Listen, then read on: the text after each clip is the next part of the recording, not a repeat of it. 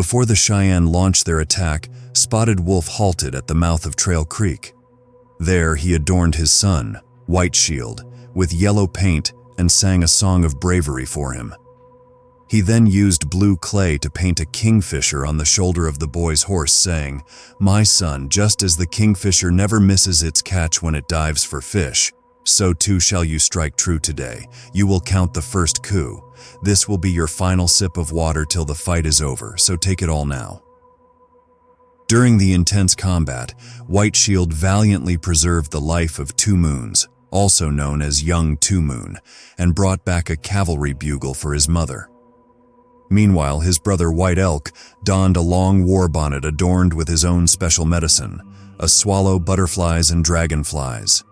The unparalleled bravery and tenacity of commanders like as Spotted Wolf and Crazy Horse gave the Battle of the Rosebud a new lease on life and tactics that caught the United States off guard. Troops with a new style of Indian warfare. The Native Americans fought with the ferocity of cornered grizzlies, and General Crook found himself outmatched by the combined might of the Plains horse soldiers. 8 days later, on June 25, 1876, General Custer and the 7th Cavalry charged at the Indian villages nestled along the Little Bighorn River. In front of the cavalry, Spotted Wolf and his sons, as well as his adopted Ute son, Yellow Nose, made their fabled daring dashes, escaping injury.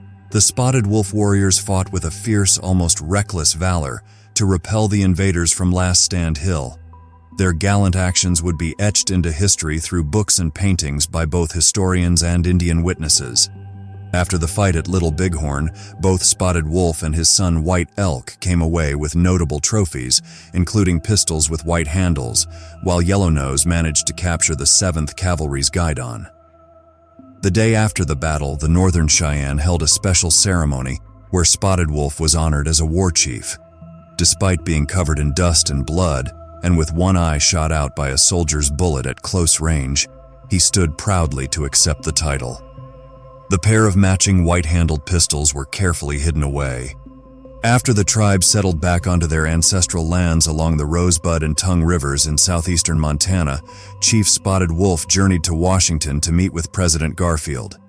He then retired into a well-earned quiet life and passed away in 1896. Before he did, he ensured that his youngest son, Patrick, born in 1888, learned all he knew about horsemanship.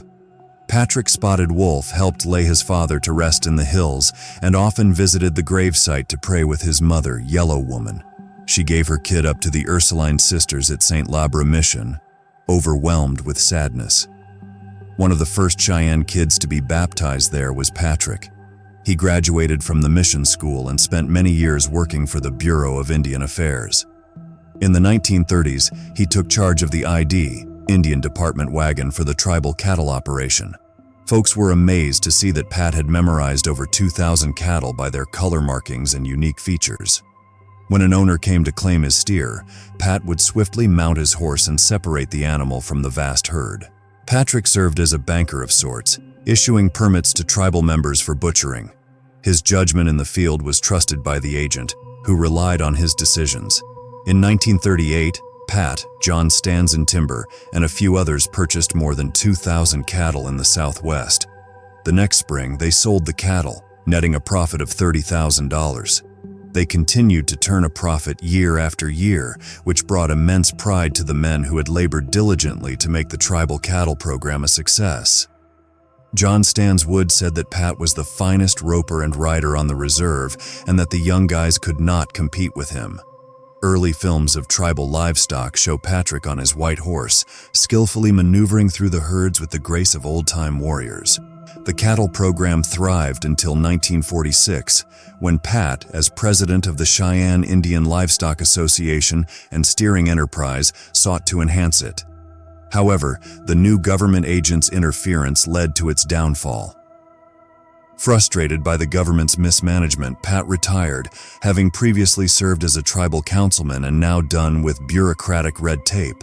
Just like his father before him, Pat passed down his knowledge of horses and ranching to his son Clarence, known as Bisco. Pat took Bisco up into the hills to show him his grandfather's grave. Even as a young man, Bisco made a name for himself as a top-notch horseman and roper. At just 7 years old, he amazed his father by roping a running elk. The enraged elk fought fiercely, but Bisco managed to stay on his horse and bring it down. Together they killed the elk and divided the meat among their kin. Sadly, Pat was killed in a hit-and-run accident in 1968. Following his father's death, Bisco Spotted Wolf became leadership of the Council of 44. The Plainsman, starring Gary Cooper, was filmed on the reserve in the 1930s. A scout from the movie company spotted Bisco and wanted to take him away to live with Bing Crosby and appear in movies with the famous singer. But when Bisco's grandmother caught wind of the plan, she nearly flew out of her moccasins and chased the scout away. Bisco's roping skills became so legendary that white ranchers flew in to enlist his help. They needed him for branding season in Wyoming, and Bisco didn't disappoint. During one branding, he roped 400 calves in a row without a single miss. In the 1950s, Bisco served as a tribal councilman, and during that time, Father Emmett Hoffman asked him to work at the mission. Father Hoffman said he needed a trustworthy man and handed Bisco the keys, joking that he could keep them until a better man came along. That day never arrived, and today, Chief Bisco Spotted Wolf has devoted nearly 40 years to St. Labre Indian School, serving in various roles. The history of the Northern Cheyenne tribe tells a tale of proud heritage. The Spotted Wolf family stands out among those who fought fiercely for their people and left a lasting legacy of trust through 3 generations. Every war chief who has fought for future generations has established a legacy of sacrifice and duty, starting with the renowned Spotted Wolf, who fought beside his companion Crazy Horse in the Battle of the Rosebud and the Little Bighorn, and continuing with his son Patrick Spotted Wolf and now Bisco.